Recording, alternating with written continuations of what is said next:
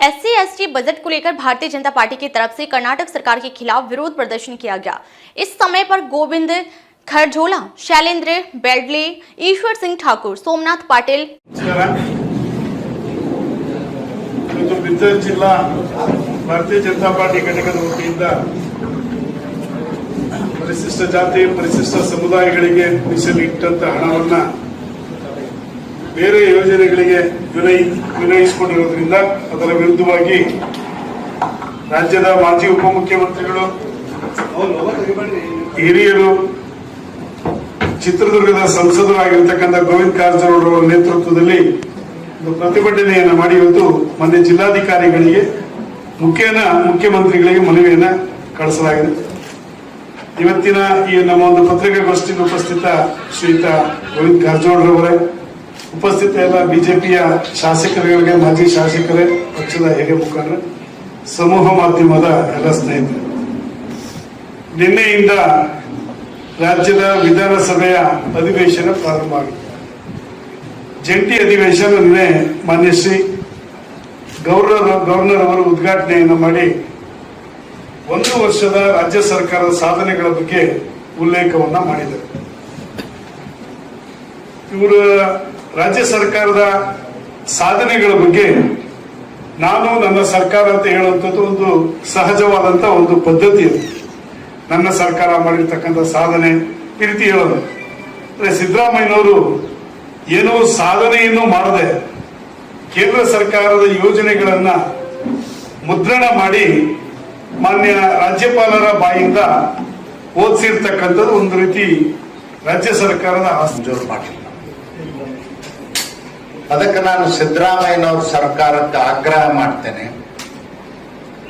ನಮ್ಮ ಸರ್ಕಾರದಲ್ಲಿ ನಡೆದಿರ್ತಕ್ಕಂಥ ಆನ್ಗೋಯಿಂಗ್ ವರ್ಕ್ಸ್, ಮುಂದುವರೆದ ಕಾಮಗಾರಿಗಳ ಹೊರತುಪಡಿಸಿ 2 ವರ್ಷದಲ್ಲಿ ನೀವು ಮಾಡಿರ್ತಕ್ಕಂಥ ಕಾಮಗಾರಿಗಳ ಪಟ್ಟಿಯನ್ನ ಬಿಡುಗಡೆ ಮಾಡಬೇಕು, ಶ್ವೇತಪತ್ರ ಹೊರಡಿಸಬೇಕು ಅಂತ ಹೇಳಿ ನಾನು ಆಗ್ರಹವನ್ನು ಮಾಡ್ತೇನೆ. ಉದಾಹರಣೆಗೆ ಹೇಳೋದಾದ್ರೆ, ನಮ್ಮ ಸರ್ಕಾರ ಅಧಿಕಾರದಲ್ಲಿದ್ದಂತ ಸಂದರ್ಭದಲ್ಲಿ ರಬ್ಬರ್ ಯೋಜನೆಗಳಾಗಬೇಕು, ಉದ್ಯೋಗ ಸೃಷ್ಟಿ ಆಗಬೇಕು, ಮೂಲಭೂತ ಸೌಕರ್ಯಗಳು ಸಿಗಬೇಕು, ಯಾವುದೂ ಆಗ್ತಾ ಇಲ್ಲ.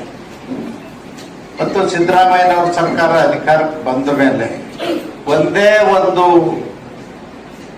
ಸಮಾಜ ಕಲ್ಯಾಣ ಇಲಾಖೆಯಿಂದಾಗ್ಲಿ, ಹಿಂದುಳಿದ ವರ್ಗದ ಇಲಾಖೆಯಿಂದಾಗ್ಲಿ ವಸತಿ ಶಾಲೆ ನಿರ್ಮಾಣ ಮಾಡಲಿಲ್ಲ, ಒಂದೇ ಒಂದು ಹಾಸ್ಟೆಲ್ ನಿರ್ಮಾಣ ಮಾಡಲಿಲ್ಲ.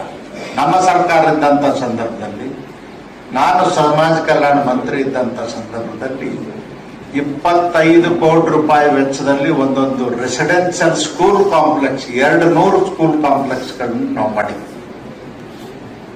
ಇವತ್ತವೆಲ್ಲ ಮುಗಿದೋಗಿದ್ದಾವೆ. 280 ಹಾಸ್ಟೆಲ್ಗಳನ್ನ ಕಟ್ಟತಕ್ಕಂತ ಕೆಲಸ ಮಾಡಿದ್ವಿ ಬಡವರ ಮಕ್ಕಳಿಗೆ. ಇವತ್ತು ಆ ಕಾಮಗಾರಿಗಳು ಮುಗಿದೋಗಿದ್ದಾವೆ. ಅದರ ಸಿದ್ದರಾಮಯ್ಯನವ್ರ ಸರ್ಕಾರ ಬಂದ ಮೇಲೆ ಒಂದು ಹಾಸ್ಟೆಲ್ನು ಕಟ್ಟಲಿಕ್ಕಾಗಿಲ್ಲ. ಇದು ಸಿದ್ದರಾಮಯ್ಯನವರು ದಲಿತರಿಗೆ ಮಾಡತಕ್ಕಂಥ ದ್ರೋಹ. ರೈಲ್ವೆ ಇಲಾಖೆಗೆ ಇವತ್ತು ಜಮೀನು ಕೊಡಿಸ್ಬೇಕು, ರೈಲ್ ಲೈನ್ ಹಾಕ್ಬೇಕಂದ್ರೆ ಲ್ಯಾಂಡ್ ಎಕ್ವಿಷನ್ ರಾಜ್ಯ ಸರ್ಕಾರ ಮಾಡಿಕೊಡ್ಬೇಕು. ಒಂದೇ 1 ಎಕರೆ ಲ್ಯಾಂಡ್ ಎಕ್ವಿಷನ್ ಮಾಡಿಕೊಡ್ತಾ ಇಲ್ಲ. ಹೈವೇಗಳ ಅಭಿವೃದ್ಧಿ ಮಾಡಬೇಕು, ಲ್ಯಾಂಡ್ ಎಕ್ವಿಷನ್ ಮಾಡಿಕೊಡ್ತಾ ಇಲ್ಲ.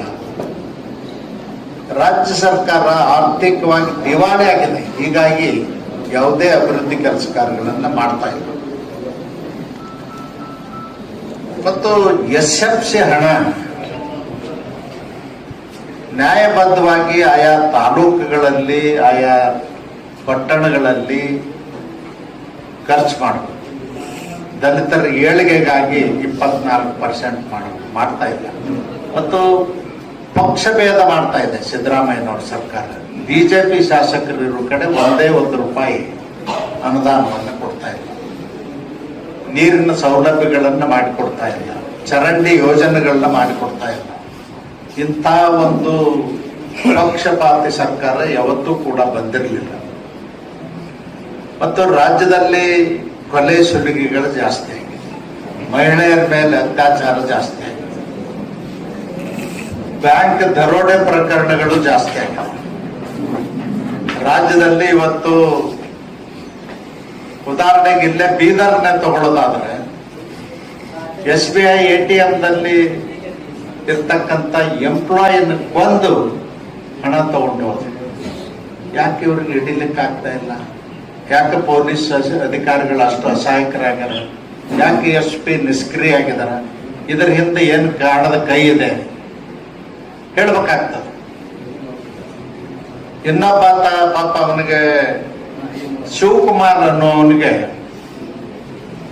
ಗುಂಡು ಹೊಡೆದ್ರು ಆತನ ಆರೋಗ್ಯದ ಕಡೆ ಸರ್ಕಾರ ಲಕ್ಷ್ಯ ಕೊಡ್ಲಿಲ್ಲ. ಒಂದೇ ₹1 ಪರಿಹಾರ ಕೊಟ್ಟಿಲ್ಲ. ಅವ್ರ ಕುಟುಂಬ ವರ್ಗದವ್ರಿಗೆ ಸಹಾಯ ಮಾಡಿಲ್ಲ. ಇದು ಸರ್ಕಾರದ ನಿರ್ಲಕ್ಷ್ಯ ಧೋರಣೆ ಜನರ ಪರವಾಗಿ. ಮತ್ತು ಈ ಸರ್ಕಾರ ಬಂದ್ಮೇಲೆ ಕಾಂಟ್ರಾಕ್ಟರ್ಗಳ ಆತ್ಮಹತ್ಯೆ ಹೆಚ್ಚಾಗಿದೆ. ದಯಾಮರಣ ಕೇಳ್ತಾ ಇದ್ದಾರೆ. 64,000 ಕೋಟಿ ಹಣ ಪೆಂಡಿಂಗ್ ಅದ, ಬಿಲ್ ಪೆಂಡಿಂಗ್ ಅದ. ಯಾಕೆ ಎಲ್ಲಿ ಹೋಯ್ತು ಹಣ? ಹಾಗಾದ್ರೆ ಸಿದ್ದರಾಮಯ್ಯನವರು 3,70,000 ಕೋಟಿ ಬಜೆಟ್ ಎಲ್ಲಿ ಹೋಯ್ತು? ಯಾರು ನುಂಗಿದ್ರು? ಯಾರು ಹಗಲ ದರೋಡೆ ಮಾಡಿದ್ರು? ಇದನ್ನ ಸಿದ್ದರಾಮಯ್ಯನವರು ಬಹಳ ಸ್ಪಷ್ಟವಾಗಿ ಹೇಳಬೇಕಾಗ್ತದೆ. ಬರೀ ನಾನು 4 ಲಕ್ಷ ಕೋಟಿ ಮಾಡ್ತೀನಿ ಅಂದ್ರೆ ಆಗೋದಿಲ್ಲ. ಸೋರ್ಸ್ ಹೇಳಬೇಕಾಗ್ತದೆ. ಮತ್ತು ಕಳೆದ ವರ್ಷ ಮಾಡಿದ್ದನ್ನ ಬಿಡುಗಡೆ ಮತ್ತು ವೆಚ್ಚ ಹೇಳಬೇಕಾಗ್ತದೆ. ಯಾವ ಉದ್ದೇಶಕ್ಕೆ ಬಳಕೆ ಮಾಡಿದರೆ ಹೇಳಬೇಕಾಗ್ತದೆ. ಎಷ್ಟು ಅಭಿವೃದ್ಧಿ ಮಾಡಿದರೆ ಹೇಳಬೇಕಾಗ್ತದೆ. ಅದು ಯಾವುದನ್ನು ಇಲ್ಲ. ಜನರಿಗೆ ಯಾಮಾರಿಸುವಂತ ಕೆಲಸವನ್ನ ಸಿದ್ದರಾಮಯ್ಯನವ್ರ ಸರ್ಕಾರ ಮಾಡ್ತಾ ಇದೆ. ಕಳ್ಳತನ ಈ ಜಿಲ್ಲೆನಲ್ಲಂತೂ ಅತಿ ಹೆಚ್ಚಾಗಿದೆ. ಬಾರ್ಡರ್ದಲ್ಲಿ ಇರ್ತಕ್ಕಂಥ ಜಿಲ್ಲೆ ಇದು. ದಿನನಿತ್ಯ ಕಳ್ಳತನ ಒಂದೂರಿನಲ್ಲಿಲ್ಲ, ಒಂದೂರಿನಲ್ಲಿ ಆಗ್ತಾನೆ.